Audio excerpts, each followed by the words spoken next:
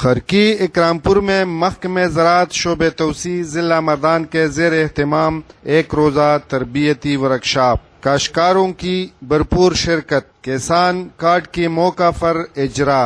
काश्तकारों को तेलदार फसलों के मुसल्लम अहमियत व अफादियत से आगाह किया गया।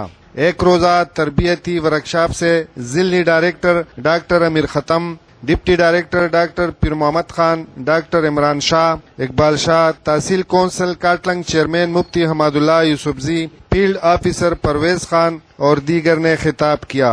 चेयरमैन तहसील कौंसिल ने तरबियती प्रोग्राम को कारामद करार देते हुए इसमें तोसी की तजवीज पेश की।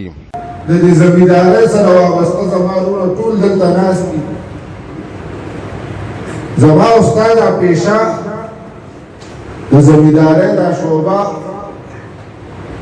دا چې څومره احادیثو کې وګورئ د اسلام په مهم څیزونو کې تاسو وګورئ نو هغه د زکات د عشري دغه تمام تر د قرآن پاک احکامات زما استاد ډېر زیات متوجه کړي. موږ به انشاءالله د دغه خپل کاروبار سره دغه زراعت سره دې سره سره چې کوم ستونزې دي د هغې د حل کولو کوشش به هم کوو. زموږ زمیندارونه داسې دي چې د دې دارومدار د زندګۍ د تېرولو او په دغه زمیندارۍ موقوف دي. که نن دا حضرات دلته راغلي تاسو ته پوهه درکوي په یو څیز هم خبرئ نو دا د دې ذمہداري ده.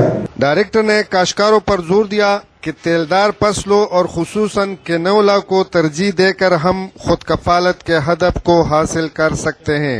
इस पर हुकूमत 5,000 रुपए फी एकड़ सब्सिडी दे रहे हैं, जबकि 15 जरी मशीनों पर 50% रियायत का पैकेज है। तेलदारों फसलों के व्यापारों मुबारक हो। जमींदारों था तेलदारों फसलों कम तेलदार फसलों की शहरों को मर्दान अदायत मुनन खसूसी या कब तरबियती प्रोग्राम हो जमींदारान पर आजाद किनोली पर फसल बांधे हो द किनोली मुबारक दजम के तैयारी मुबारक दी तदकार के इस्तेमाल मुबारक शरह तहम मुबारक या दीर पर कम नूर द बखोरा या दीर जिंदू दीर स्प्रेगानो दीर पूरा अगर ज़रूरियात की और रिक्वायरमेंट्स की आगे मुबारक ज़मींदारों समझा या तरबियती प्रोग्राम डिप्टी डायरेक्टर ने गंदम के बुआई के हवाले से गुफ्तगू करते हुए कहा कि 15 अक्टूबर से गंदम काश्त की जा रही है कि 15 अक्टूबर से गंदम काश्त शुरू हो जाएगी। महकमे ज़राअत के पास आला किस्म के तस्दीक शुदा बीज मौजूद है।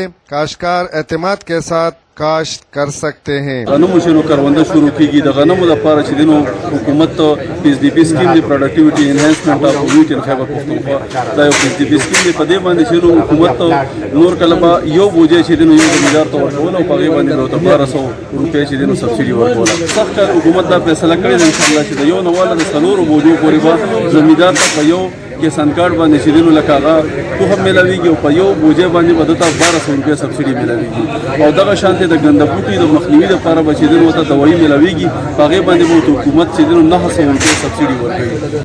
मोहम्मद अयूब, पख्तूनख्वा रेडियो, मर्दान।